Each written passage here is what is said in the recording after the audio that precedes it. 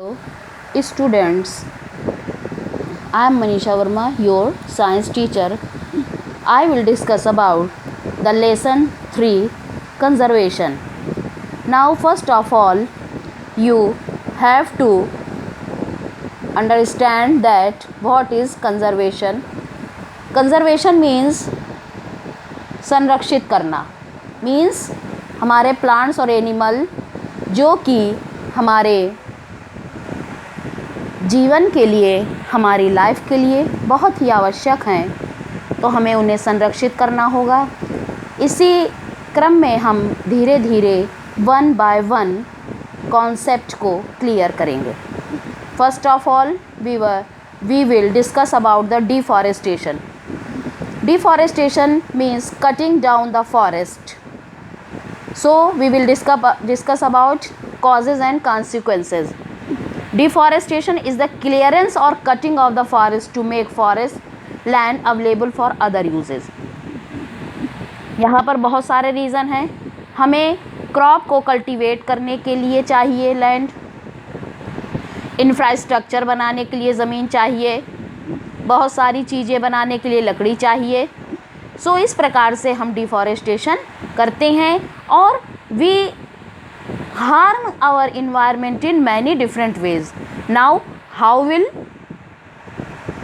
It affect? One by one. Number one, the atmosphere. Trees are naturally absorb carbon dioxide, so when they are cut down there is more carbon dioxide in atmosphere. This leads to global warming. बच्चों, green plants are called the green lungs. वे carbon dioxide को absorb करते हैं और हमारे atmosphere को गर्म होने से बचाते हैं. क्योंकि डिफॉरेस्टेशन हो रहा है तो कार्बन डाइऑक्साइड की मात्रा बढ़ रही है और हमारी पृथ्वी गर्म हो रही है. इस तरीके से डिफॉरेस्टेशन से हमें नुकसान हो रहा है. Trees loss water through transpiration and water grows into the water cycle and brings rain. Transpiration के द्वारा पानी का इवेपोरेशन होता है, पानी वाटर वेपर के रूप में जाता है और उसके द्वारा पानी बरसता है. But by the cutting down this process is not possible. Then combination of higher temperature and less rain means the earth will continue to get hotter. अगर पेड़ नहीं रहेंगे, पानी नहीं बरसेगा तो हायर टेम्परेचर होगा और इस प्रकार से हमारी पृथ्वी गर्म हो जाएगी. तो ये atmosphere. Now how can deforestation affect the soil? The roots of trees hold the soil together. पेड़ों की जड़ें मिट्टी को बांध के रखती हैं, तो इससे सॉइल इरोजन नहीं होता, मिट्टी नहीं बहती है.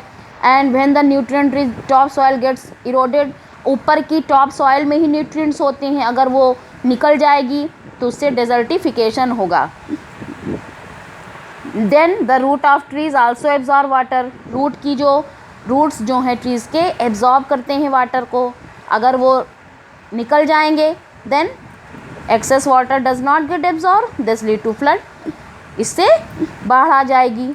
Deforestation also affect the water holding capacity of soil and hence the water table. Deforestation water holding capacity को भी प्रभावित करता है. वाइल्ड लाइफ को कैसे ये नुकसान पहुंचाते हैं? How can it affect the wildlife? Plant animal found the particular area are called the flora and fauna of that area. किसी भी विशेष स्थान में रहने वाले जंतुओं को फाना और वनस्पति यानी पेड़ पौधों को फ्लोरा कहते हैं. फॉरेस्ट बहुत सारे एनिमल्स स्पीशीज़ का होम होता है. अगर उसको हम कटिंग डाउन कर देंगे तो वो अपनी नेचुरल हैबिटेट को खो देगा.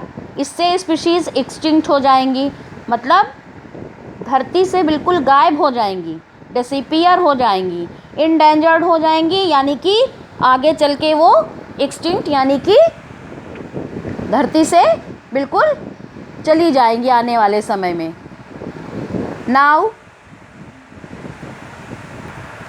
Now these are the practice question, you have to solve it. Now we will clear the next concept that why do we need to conserve plant and animal. हमें plant और animal को क्यों conserve करना चाहिए, क्यों बचाना चाहिए? बहुत ज़्यादा लार्ज स्केल में डिफॉरेस्टेशन करने से पूरी दुनिया में बहुत सारे प्लांट और एनिमल की स्पीशीज़ समाप्त हो रही हैं।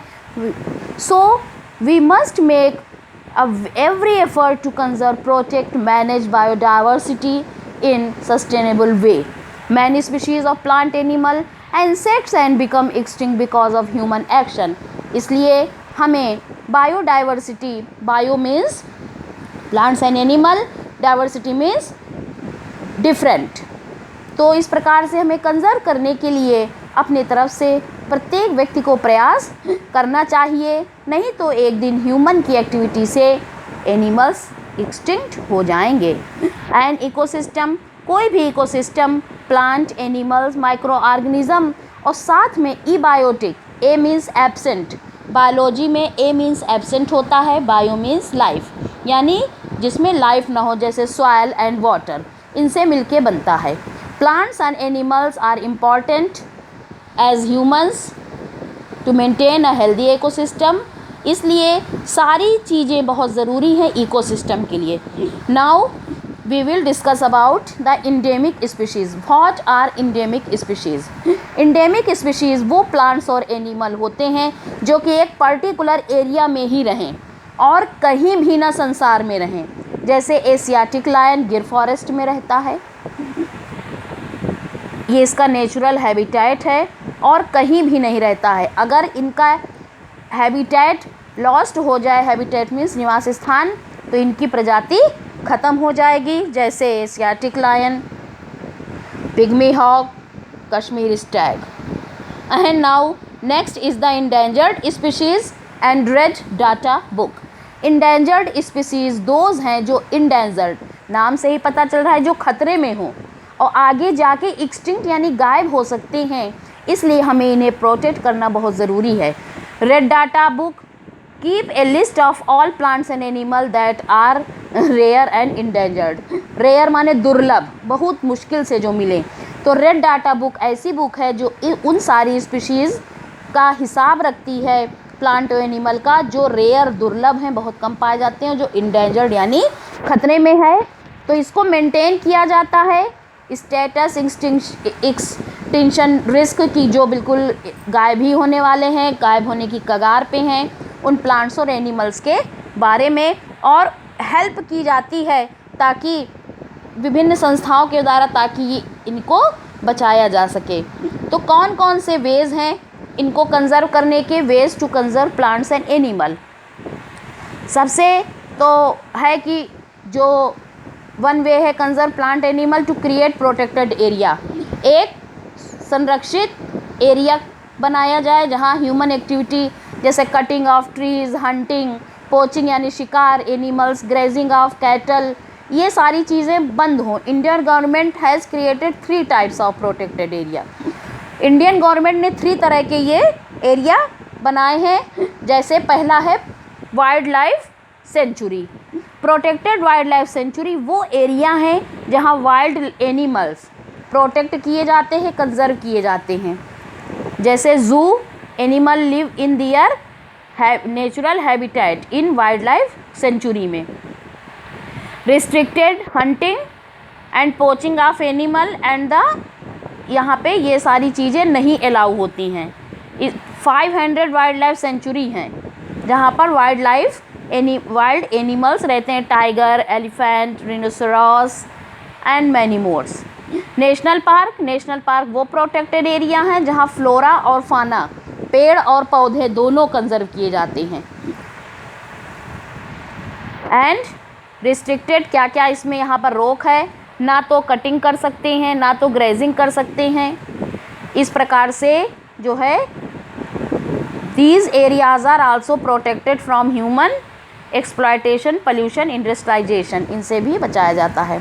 और यहाँ पर लगभग 100 नेशनल पार्क हैं जहाँ पर बहुत सारे एनिमल्स को बचाया जाता है। जैसे काजीरंगा नेशनल पार्क इन आसाम, जिसमें टाइगर्स हैं वर्ल्ड में। जिम कॉर्बेट नेशनल पार्क इन उत्तराखंड, ये फर्स्ट नेशनल पार्क है इंडिया का। And next is the biosphere reserve, protected क्या है बायोस्फीयर रिजर्व? मच बहुत बड़े बड़े लैंड के टुकड़े होते हैं जिसमें कई कई पार्क आ जाते हैं, सेंचुरीज आ जाती हैं।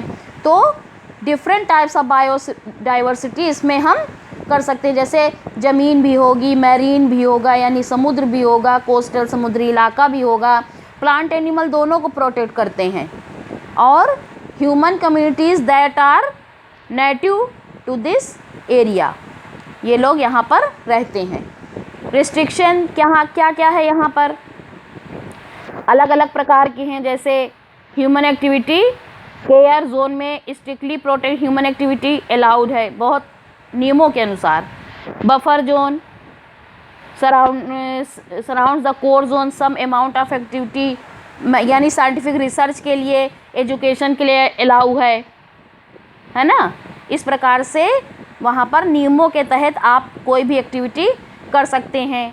ग्रोइंग परमिटेड है, जैसे ग्रोइंग है क्रॉप्स और एंड क्रिएटिंग ह्यूमन सेटलमेंट्स, मतलब बहुत नियमों के अनुसार कोई कोई कार्य यहाँ पर अलाउ हैं। 18 बायोस्फीयर हैं, जैसे great Nicobar biosphere reserve which protect the southern most island of Andaman and Nicobar, Nilgiri Biosphere Reserve which span across the 3 southern states Tamil Nadu, Kerala and Karnataka.